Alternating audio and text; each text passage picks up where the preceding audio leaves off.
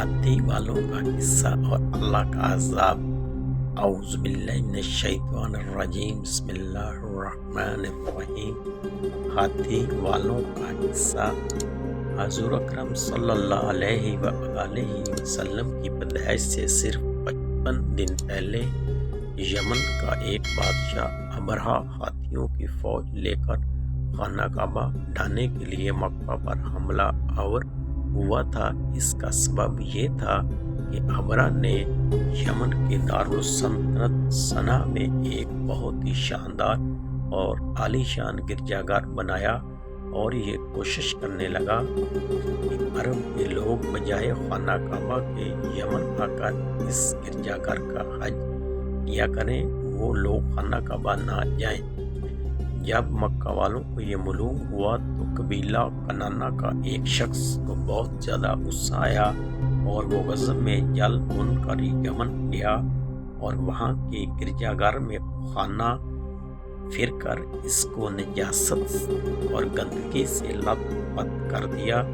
जब अबरहा ने यह वाक़या सुना तो वो तैश में आपे से बाहर हो गया और इसको बहुत ज़्यादा गुस्सा आया और वो खाना काबा को ढाने के लिए हाथियों की एक फौज लेकर मक्का पर हमला कर दिया और इसकी फौज के अगले दस्ता ने मक्का वालों के तमाम ऊँटों और दूसरे मवेशियों को छीन लिया। इसमें से 200 या 400 ऊँट हज़रत अब्दुल मुत्तलिब के भी थे। हज़रत अब्दुल मुत्तलिब को इस वाक़या से बड़ा रंज पहुँचा। चुनांचे आप इस मामला में गुफ्तगू करने के लिए इसके लश्कर में तशरीफ ले गए। जब अबरहा को मालूम हुआ कि कुरैश मक्का का सरदार इससे मुलाकात करने के लिए आया है तो इसने आपको अपने खैमे में बुला लिया और जब हज़रत अब्दुल मुत्तलिब को देखा, एक बुलंद कामत, रोहबदार और नहायत ही हसीन व जमील आदमी है जिनकी पेशानी पर नूरे नबूवत का जाओ जलाल चमक रहा है, तो सूरत देखते ही अबरहा बादशाह मरऊब हो गया और बेख्तियार तख्त शाही से उतरकर आपकी तज़ीम और इज्जत के लिए खड़ा हो गया और अपने बराबर बिठाकर दरियाफ़त किया कि कहिए सरदार कुरैश, यहाँ आपकी तशरीफ़ आवरी का क्या मकसद है? हज़रत अब्दुल मुत्तलिब ने जवाब दिया कि हमारे ऊँट और बकरियाँ वगैरह जो आपके लश्कर के सिपाही हाँक लाए हैं, आप इन सब मवेशियों को हमारे सुपुर्द कर दीजिए। ये सुनकर अबरहा ने कहा, ऐ सरदार कुरैश, मैं तो ये समझता था कि आप बहुत ही हौसलामंद और शानदार आदमी हैं, मगर आपने मुझसे अपने ऊँटों का सवाल करके मेरी नज़रों में अपना वक़ार कम कर दिया। ऊँट और बकरी की हकीकत ही क्या है? मैं तो आपके खाना काबा को तोड़ फोड़ कर बर्बाद करने के लिए आया हूँ। आपने इसके बारे में कोई गुफ्तगू नहीं की। हज़रत अब्दुल मुत्तलिब ने कहा कि मुझे तो आपने ऊँटों से मतलब है। खाना काबा मेरा घर नहीं है, बल्कि वो खुदा का घर है। वो खुद अपने घर को बचा लेगा। मुझे खाना काबा की ज़रा भी फिक्र नहीं है। ये सुनकर अबरहा अपने फ़िरौनी लहजे में कहने लगा, ऐ सरदार मक्का, सुन लीजिए, मैं खाना काबा को ढाकर इसकी ईंट से ईंट बजा दूंगा और रूहे ज़मीन से इसका नामो निशान मटा दूंगा। अस्तग़फिरुल्लाह, क्योंकि मक्का वालों ने मेरे गिरजाघर की बड़ी बेहुरमती की है, इसलिए मैं इसका इंतकाम लेने के लिए काबा को गिरा देना ज़रूरी समझता हूँ। हज़रत अब्दुल मुत्तलिब ने फरमाया कि फिर आप जाने और खुदा जाने मैं आपसे सिफारिश करने वाला कौन हूँ। इस गुफ्तगू के बाद अबरहा ने तमाम जानवरों को वापस कर देने का हुक्म दे दिया और हज़रत अब्दुल मुत्तलिब अपने तमाम ऊँटों और बकरियों को साथ लेकर अपने घर चले आए और मक्का वालों से फरमाया कि तुम लोग اپنے مال مویشیوں کو لے کر مکہ سے باہر نکل جاؤ اور پہاڑوں کی چوٹیوں پر چڑھ کر دروں میں چھپ کر بنا لو۔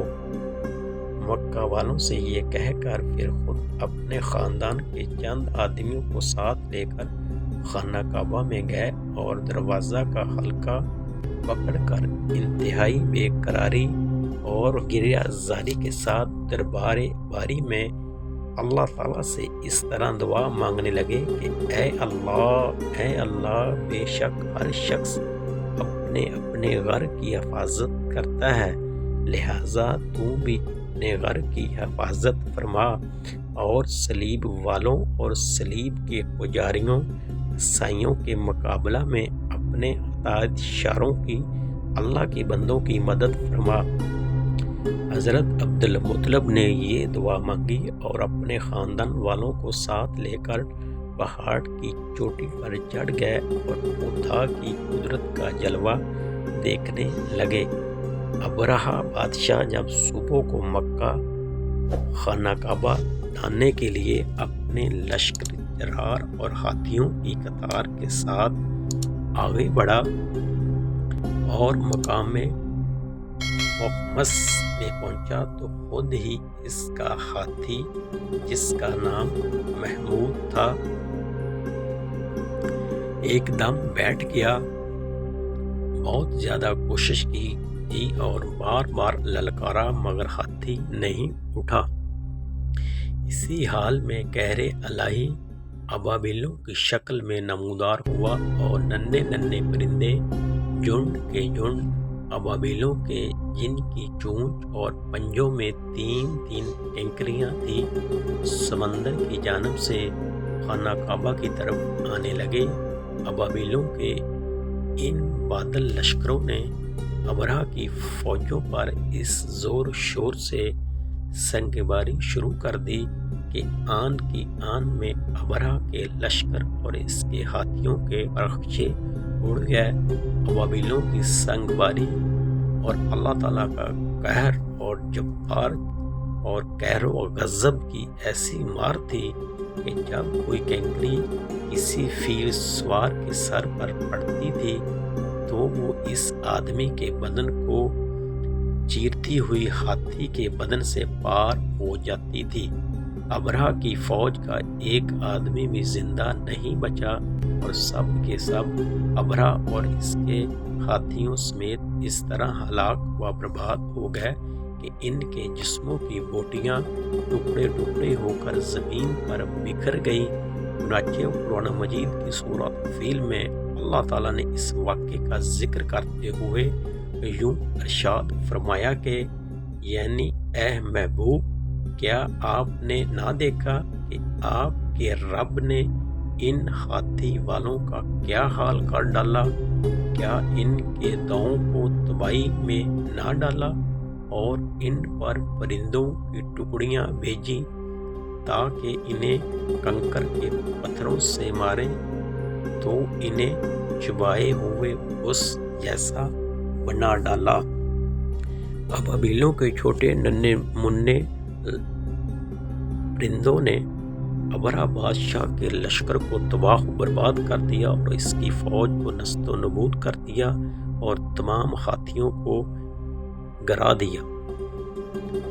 جب ابرہہ اور اس کے لشکر کا یہ انجام ہوا تو حضرت عبدالمطلب پہاڑ سے نیچے اترے اور خدا کا شکر ادا کیا۔ ان کی اس کرامت کا دور دور تک چرچا ہو گیا اور تمام اہل عرب ان کو ایک خدا رسیدہ بزرگ کی حیثیت سے قابل احترام سمجھنے لگے اور ان کی بہت زیادہ عزت کرنے لگے۔ یہ تھی ہمارے اللہ تعالیٰ کی شان اور اپنے گھر کو اللہ تعالیٰ نے اپنی خود حفاظت کی، کیونکہ خانہ کعبہ کو اللہ تعالیٰ نے ہی بنایا ہے، وہی اس کی حفاظت کرنے والے ہیں۔